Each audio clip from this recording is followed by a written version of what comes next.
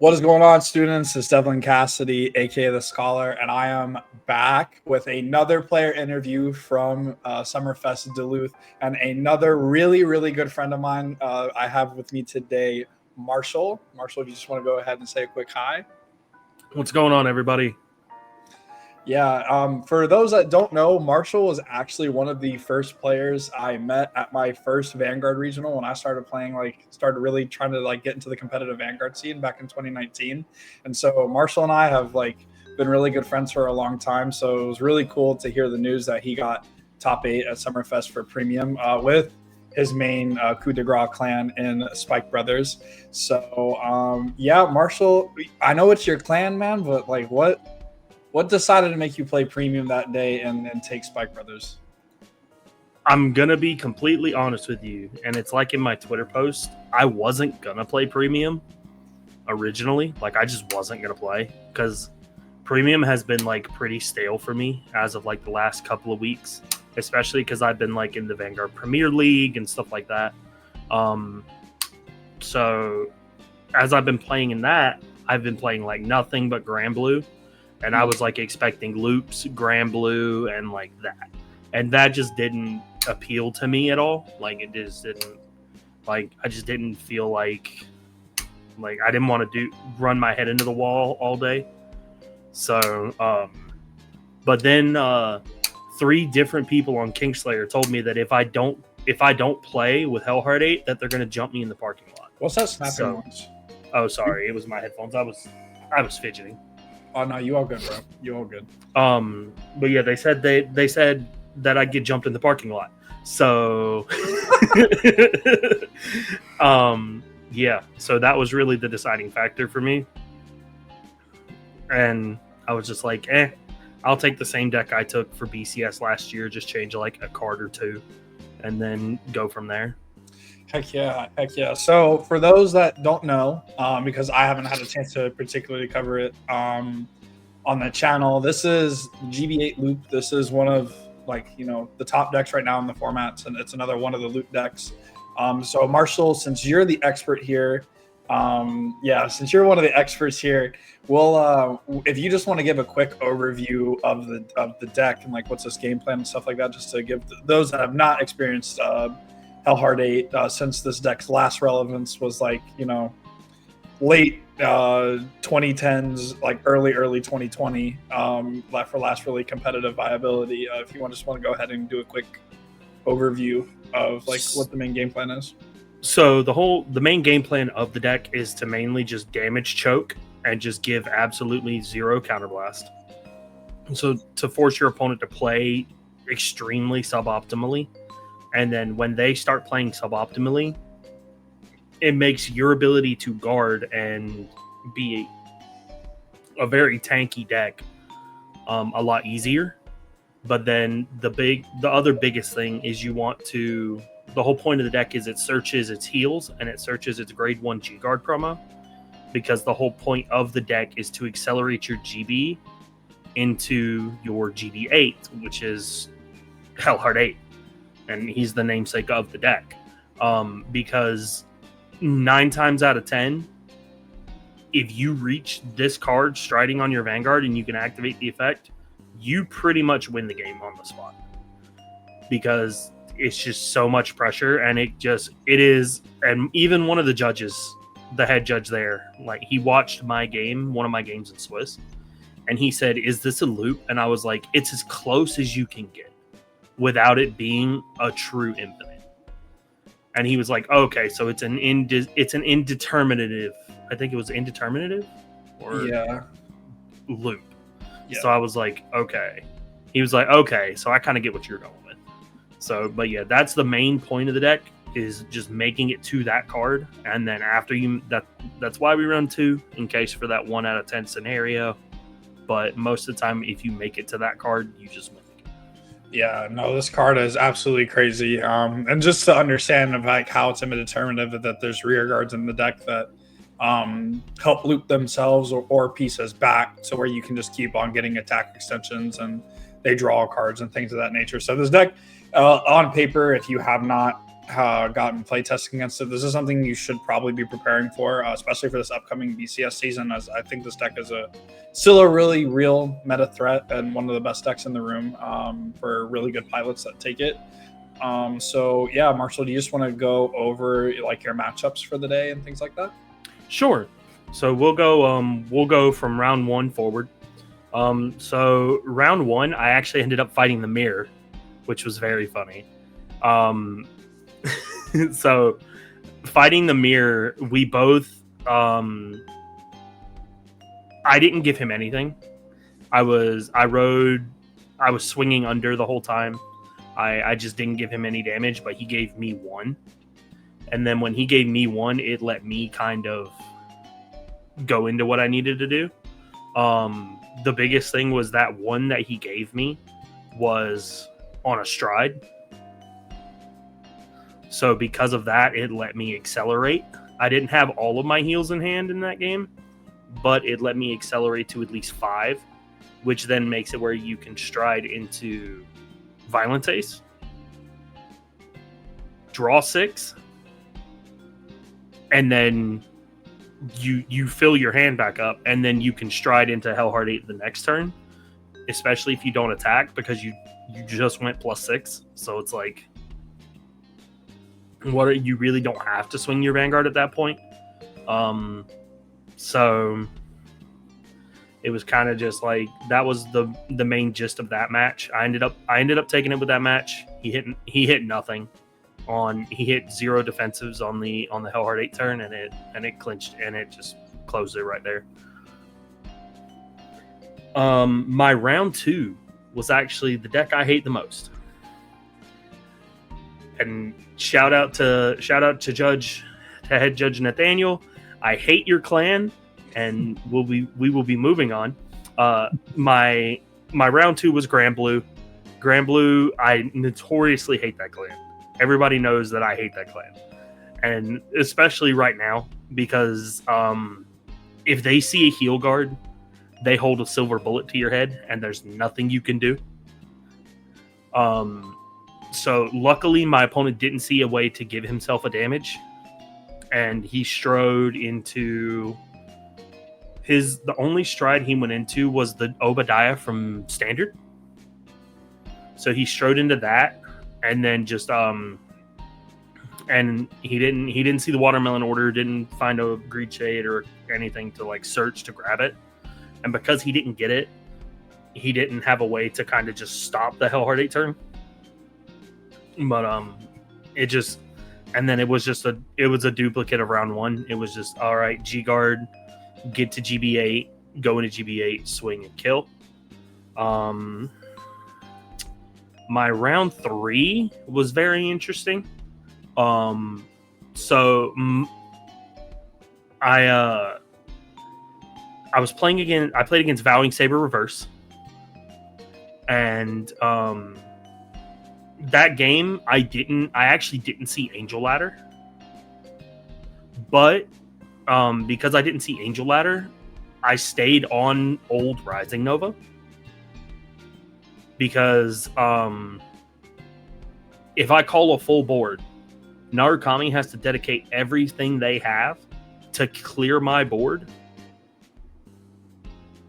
or they're just gonna, or I'm gonna kill them before I swing my Vanguard.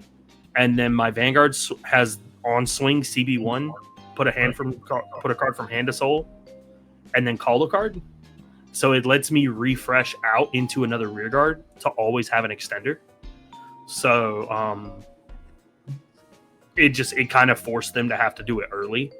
So they and just giving them nothing means that if they want to play the game properly, they have to call a heal guard from their hand onto the board, which is a piece of interruption that they don't have in hand anymore. Correct. So it was just a big thing for me, was like, okay, if you want to play the game, you have to play this way, and forcing people to play the way I want them to play is the big thing with this deck. So it was we ended up taking the dub with that. We made it to Hellhard 8, did the thing. He cleared both of my front rear guards. I swung Vanguard.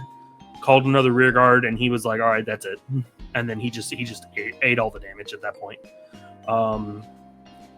He was like, okay. Round 4 was a very interesting match, and it was one of my favorites of the day. So round 4, I fought a based deck. I fought Claret Sword Raziel. I love that deck because I think it's super cool.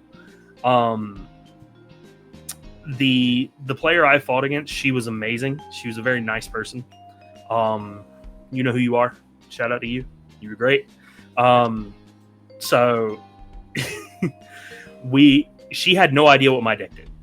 Absolutely no clue. And she only played one Hanali in her list.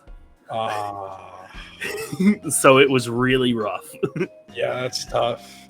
So you need practice against this because, like, as a general rule of thumb that I give for people when, like, you're just playing, when you know you're playing into Hellhard, is that you have to figure out how you can still gain advantage while trying to, like, not swing. So that way you just can't, like, turbo into the GBA and not be set up on that defensive crackback. It's why I still think Grand Blue, if you have the matchup, if you know the matchup, you can still play into it even if you're given hard nothing.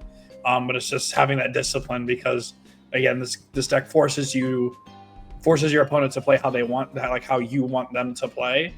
But you also have to have that discipline to still continue to try not to play a normal game of Vanguard once both players are at 3, and then you have the potential to G guard. So yeah, it's still very awkward like that. So definitely get your reps in as a tip. But so we clap up Claret Raziel. Yeah, so that deck was great. She actually had a very interesting tournament set, and I will, because it was all the talk for like the first couple of rounds, and I'll just go ahead and tell the story here. So how her tournament bracket went was round 1, her opponent didn't show. Okay. Round 2, she fights somebody who they were planning on showing up, getting their promo, and then dropping. So they didn't bring a deck with them. So, and that player, when he sat down to wait to get the promo pack, his opponent didn't show up. So he got a win without having a deck. So then he goes to round 2 and fights the Claret Raz player. He gives it to her because he doesn't have a deck, so he can't play. And then round 3 is when she actually got to play a real game of Vanguard. And she won that game. With a buy 2 round is broken? Essentially. But without having buy weight. That's crazy. But kind of shitty because it's like because her tiebreakers would be awful because they dropped. Right. So yeah. So that was her tournament experience, and it cracked me up. So but I hate the freebie rounds, not only because like if the player drops, but in every single BSF Springfest, no matter if my opponent did not show, I've always lost the following round. I am 0 for like the 5 times that's happened to no shows for me. And I'm like really trying to break that curse to where I could like just capitalize. Everybody's warmed up, and you're having to play into the people that are warmed up already. Facts, man. So round 5, I actually fought. I fought Harry. I fought Crest Harry. And that matchup actually meant a lot to me, like as a player, because for those who don't know, last year during BCS Tampa, which was the only BCS that I was able to go to, I made top 16. And that's the deck that I lost to in top 16 was Crest Harry. Of course, it has went through a change. A major change. Because they can't play the old grade 3 Harry anymore. But it's still similar enough. Yes. So getting the dub on that game meant a lot to me because it kind of like it kind of gave me a confidence boost going through the rest of the tournament that like, hey, you can do this. So the Harry player I played against, he was cool as shit. I played against him back in Tampa, and he was awesome. So And it was just if I gloss over how my games went, it's because a lot of them end up going the same way. It's the damage choking. I make it a GB8. You damage deny your opponent, and then you try GB8 and you kill them. And then I try GB8 and I win the game. Literally how it works. So round 6, I fight Novas. But this one was interesting, and people may call my bracket like weird and scuffed and whatever, but it was actually Blau is what I fought against. Blau in round 5? Round 6. Round 6? And I was you're undefeated. So yes. Blau's undefeated too. What? Yes. What? Yes. What? I didn't get pared down all day. That's crazy work. So yeah, round 6, I fight Blau. It was the same thing, same versus the rest. He didn't really know how to play against it. And then I make it to GB8, and they call time in the round, like they call 5 minutes left. And I look at him and I go, I'm in the middle of a Hellhard 8 turn. He's at 4. I'm swinging after I rode the V Rising Nova, so all my rear guards have a crit. Or every attack off Hellhard 8 that goes is going to have a crit. That force marker, yeah. Yeah, because I got a force 1 and a force 2. I look at him and I go, I'm going to be honest with you, bro. I can keep going. If you just want, like, I can probably get another 21 to 25 attacks here. And that's before I swing Vanguard. So I was like, if you just want to, like, I don't know what you want to do. You can keep trying to guard it if you want, but that's fine with me. But, like, we could just skip this. And because I had more cards in hand than he did. And at that point, it's like, you just win. I tell him, I asked him, I was like, is your over trigger out of deck? Because if it is, I win. Like, because he hit no defensives up to that point, and I can punch through 4 heals. I can punch through 4 miracle heals. I can. Yeah, that's very true. So I just told him, I was like, you're good. Because he asked me, he was like, how many more attacks can you do? And I was like, I can go. I can keep going until I deck out. And he was like, oh, okay. So then he said, I want to try to guard it, at least make you swing your Vanguard. And I was like, that is fair, because up until that point in the tournament, I actually hadn't swung my Vanguard. I hadn't attacked with Hellhard 8 yet. So he wanted to be the first person to make me swing Hellhard 8, and he was. So cool. He got his achievement victory on that one, but we ended up getting the dub with that. Yes, sir. So round 7 was actually Crow. That was my game with Crow. And to those of you who watched the Crow interview, you'll know how this game kind of went. He went first. He hit it. He rode up. I managed to guard everything. And I guard both of his stride turns. And I immediately rode Juggernaut Maximum. We're not even doing anything here. Yeah. So I didn't even try to go for Bruce into Superior Stride. No, I didn't do any of that. So I was like, I just need to draw cards here. So I went into Violence Ace and then Hellhard 8. And I swung into his rear guard because he didn't activate the Messiah on the turn before I went into Hellhard 8. About this, yeah. So he didn't trigger the Messiah's effect to give himself a damage. And the previous turn he left a rear guard hanging on the board, so I swung into the rear guard, and my drive checks were draw grade 1 heal, resolve the heal because I didn't give him anything. Right. And then clutch.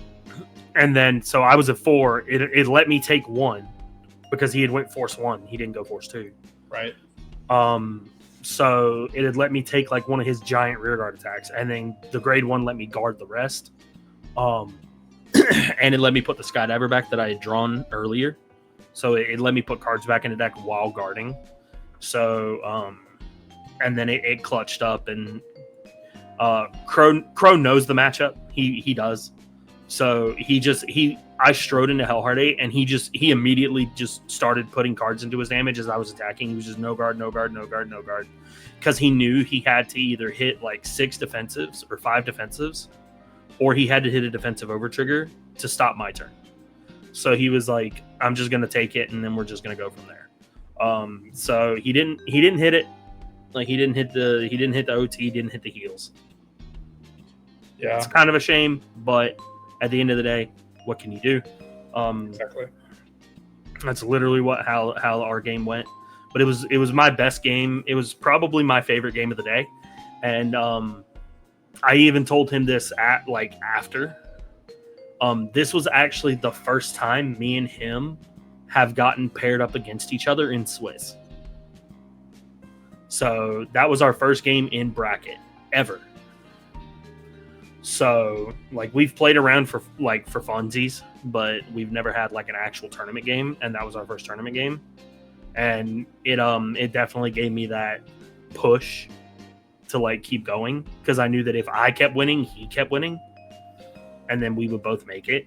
So but yeah, so it gave me that boost. It gave me that morale boost to just go and push through the final round. Final round was a deck. I played a deck that was near and dear to your heart. I played against Angel Geese. Yeah, I love that deck, bro. The Angel Geese player was amazing. All of the people I met were absolutely fantastic. Like they were all awesome people. So I played against Angel Geese, and for those of you like who play Angel Geese or have played against it, you know similar how the deck functions. The problem with their deck, Hellhard 8 is their worst nightmare. Yes. Because a lot of the things for Angel Feather requires them to have a card in damage zone first. To successfully be able to resolve the rescue check. Yeah. Exactly. And if I don't give you anything, it forces a very weird play pattern. And then even if you sack me, even if you sack and make it to Geese, as long as you don't make it by first stride, I win the game. Yeah, it's like really similar to how Gridora was last format for the Angel Geese deck, just because like, oh cool, if we're not first striding Geese, then Gridora prevents you from calling the Zeroth Dragons. Like, it's the same exact like problem. As someone that's played the Angel Geese and the Hellhard 8 matchup, trying to figure out like, do I want to take Angel Geese for this upcoming season? It's like really hard to justify into that matchup. Now it's not terrible into some of the other loop decks, but into Hellhard, it like I have like 2 wins out of like 50 games against the deck. So it's like 48 and 2 and 48. Yeah, it's a horrible loss ratio. The biggest reason is the thing that kills Hellhard 8. Honestly, like the biggest downside to like playing Hellhard 8 is if your opponent just hits enough defensives, it kind of just shuts your turn down, and it's very hard to like after you've started committing to a Hellhard 8 play to pivot out of it and to be able to live. So it's very difficult. But the thing about Angel Geese is because Geese is their starter and they're trying to get the Geese, they can't hit defensives. They can't increase their power like with defensive. Even if they're on Geese, because it's only Geese is only affected by itself and the Guardians, so your damage triggers don't give it power. Exactly. And if you can't hit defensive triggers, it just turns into, as long as I can hit over 50, which is very easy to do. As long as I can hit over 50, I win. Because I'll just because the deck loops 3 rear guards, and I had to explain it to one of my opponents because he asked how does it work, and I'll explain it here for the people at home. Skydiver, Demonic Lady Orions, and Breach Spurt create a 3-card attack loop that you get 3 attacks for 1 card in hand. Because so you swing Breach Spurt, swing Orions. You get an Orions to soul. So the best case scenario is you swing Breach Spurt and you tuck Breach Spurt and Orions into soul, and Orions from hand. Then you call another Orions.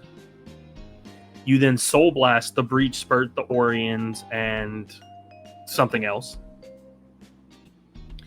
to draw a card. You draw a card off the Breach Spurt after his attack. Or the delayed trigger. Yes, the delayed trigger. And then you call Skydiver. Skydiver will then put Breach Spurt and Orions that you just soul blast out back to deck. Which then, if you have another Breach Spurt in deck, you start the loop over again. Correct. And you can also loop, just because I have had a friend own this deck when I was back in college. And I was showing him different lines too, where you can just cycle through Breach Spurts and Orions if for some reason like your Skydiver gets damage checked or put in a soul for whatever reason. That these cards still just complement each other so well. Just the value of the Skydiver is that it gives itself 10k, or it gives itself 10k, and then you get to put two pieces back while finally just getting rid of a card. But if you bounce between the Orions and the Breach Spurts, you can just essentially theoretically just cycle one card until you run out, and then you can go on the Skydiver to start looping them again. So without force markers, because you're obviously going to go force 1 in this deck, without force markers, the deck cycles the numbers just from those cards and Hellhard 8 alone is 20, 25, 33. So obviously the more force markers you have, the more it goes up. So for me to not be able to hit you anymore, you have to hit 4 defensives, and that's without any force markers if I'm having a very bad game. So, and even then, you have other rear guards that just get big, so they can cycle, like the Devil Dom Chemist just gets absolutely massive. This little old promo. Oh, you can't even read it, dude. You're reading into things. Nope. Okay, do you want to explain its effect since the audience can't really read that card? Since you can't read it because it's itty bitty card. This is a very old promo. It's a 6k grade 2 that says when it attacks on rearguard, Soul Blast 1 and double this unit's power until the end of the battle. And at the end of the battle, put it to the bottom of your deck. So I'd like to explain how that interacts with force markers. It gives plus 20k instead of plus 10. Good. So that's also how, for the people who want to play this deck, that is also how you get around Watermelon Order. You just start cycling this card with Watermelon Order, or when they have Watermelon Order, and they'll get like plus 15, but then you'll be swinging it like 100. So you're just like, okay, you'll hit them enough times that, like, especially if you were able to ride the V Nova to get the crit. Yeah. So yeah. It's a very good card. Card's gas.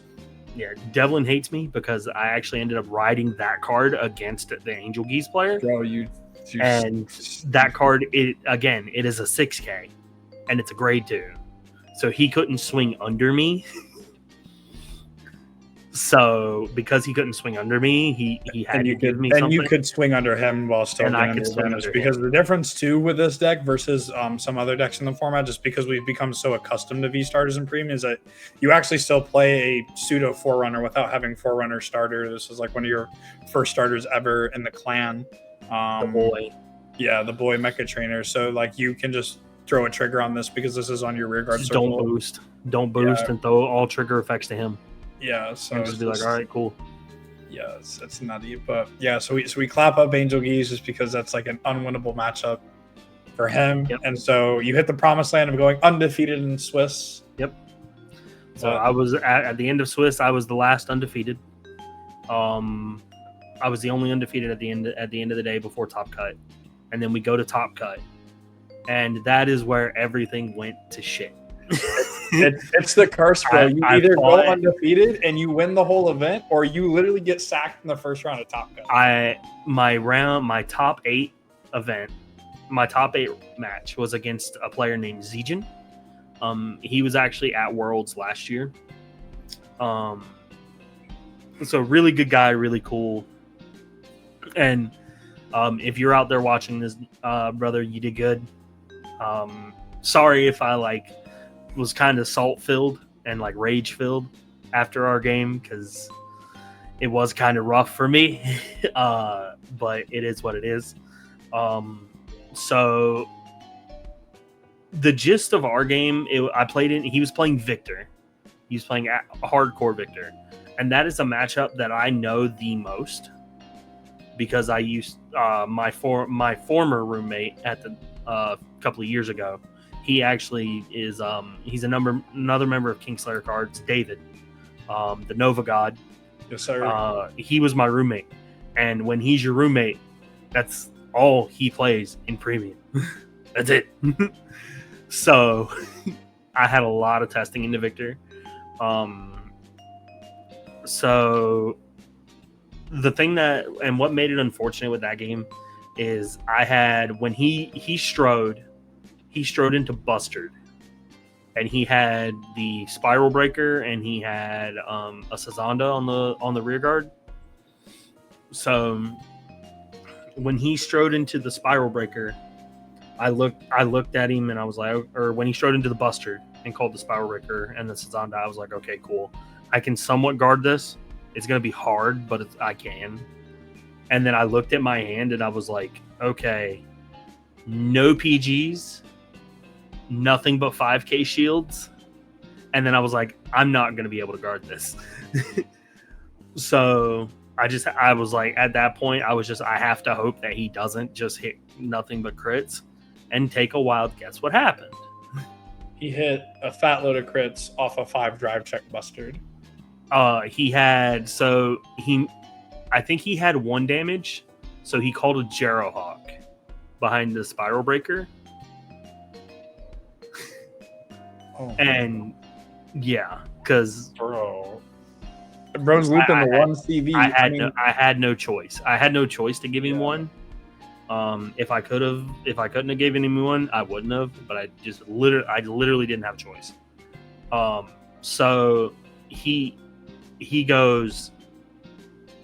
manages to get 6 drive checks off Bustard and proceeds to flip 5 crits.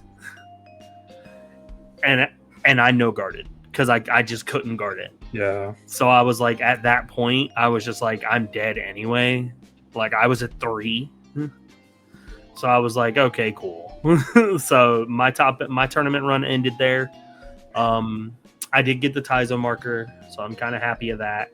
I got the top 8 for the Fuzzy website. And this is my first in a very long time of having a top 8 in an official Bushiroad event. So I think this was actually my first top 8 in a Bushiroad event, because most of the time I either make top 32 or top 16. For singles it is, but remember you got 3rd in the Fest for in singles. Yeah. In singles. So, but this was great for you, man, just because I know that you've been in a rut with premium, but you still just decided to take your favorite deck while it is one of the better ones right now. You get to go out there, play your favorite clan, and get your groove back, right? Yep. So that was just really awesome to see, and I was so happy when I got the call. Same right after Crow won, but also Marshall went undefeated in Swiss and got his stop. I was like, this is awesome. I got a call from you, and I got a call from Will at the same time. Yeah, so no, bro, I was so happy, but so sorry to hear about the unfortunate sacking, because I was like, oh, Crow won, but where did Marshall finish in top? I was like, oh, he died in top 8. I was like, no.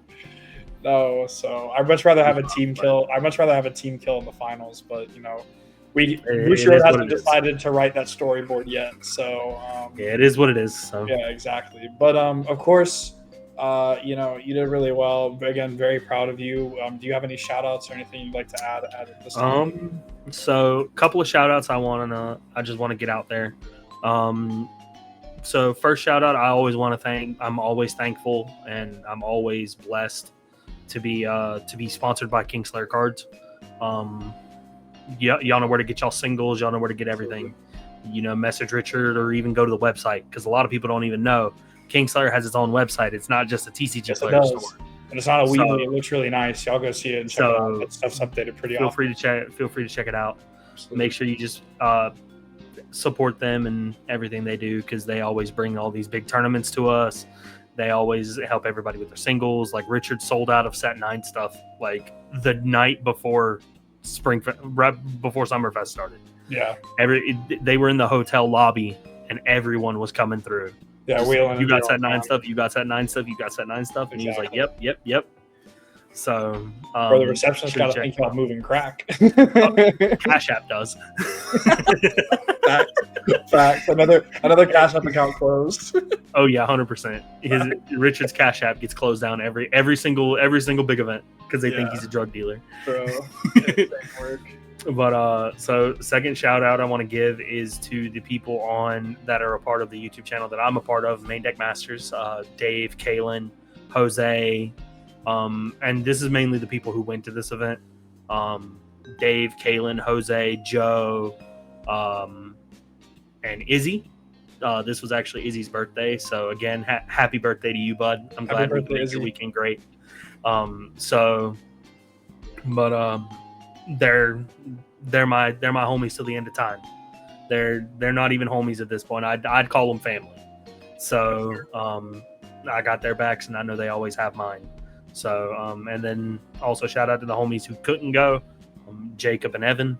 So y'all keep doing what y'all doing. I know y'all getting into Alestrals, so y'all do well there and bring it home. Then third shout out I want to give is to the rest of my teammates that made Top Cut. I want to congratulate Crow on his win on day 1 and his win on day 2, and then I also want to congratulate Logan on his top 8 placement. He did really good. I'm so watching him progress as a player has been really awesome cool to watch. see. Yeah, Logan's killing it. So we will have an interview. He's absolutely soon. Sure. And then again, people actually don't know this, but Dave, the Nova Grappler Dave, who's on Main Deck Masters, actually ended up getting the dagger. Yeah. And Kalen got 12th. So, and Connor got 11th. So top 16 was filled with Kingslayer players. Yes, it was. So if they would have done top 16 spots is pretty good. If they would have done top 16 like they should have, then it would have been a completely different story. But that the biggest shout out there. And then trying to think, is there any more?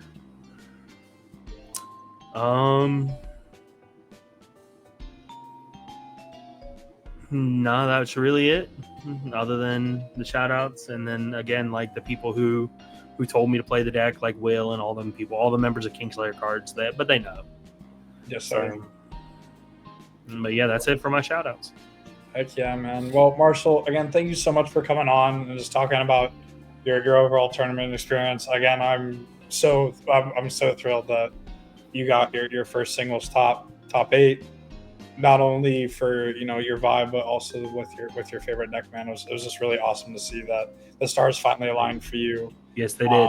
Better, and the top 16 run just wasn't it like it was in Tampa earlier this year.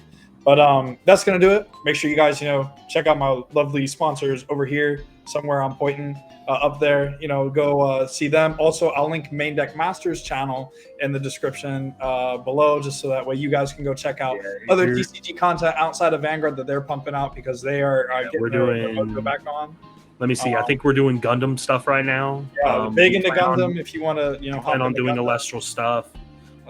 We plan on doing Vanguard stuff at some point. Absolutely. We've got a ton of stuff pumping out of a ton of different card games. And so feel free to just check us out. Absolutely, man. Because like Marshall said, that those are a great bunch of group of guys, and I really appreciate all of them. And I miss them because I'm stuck all the way up here in Virginia. I gotta get down to Jacksonville sometime. But if you guys ever are in the Jacksonville area, in the Jacksonville, Florida area, feel free to come on, stop by our locals. Our locals is Casual Hero Cards and Games. It's run by Tim. Dave works there. It's a fantastic store. Feel free to check us out. We're there normally on Saturdays. So yeah, sweet. But that's going to do it for today. I hope you all have a wonderful rest of your day and a wonderful rest of your week. I love you all. God bless and take care.